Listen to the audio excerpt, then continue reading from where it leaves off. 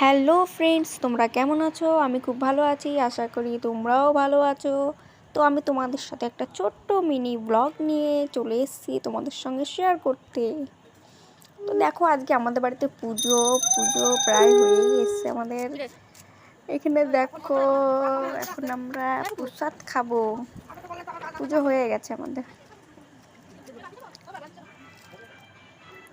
আর দেখো, রাতের খাবার আমরা তো খেতে পারবো না, বাড়ির সবার জন্য বেগুন ভাজা আর বড় খিচুড়ি। ম্যাডামদের এখন কটা বাজে কে জানি? কটা বাজে লাভলি? তোর খিদে পেয়ে গেছে? এদিকে বেগুন ভাজা হচ্ছে।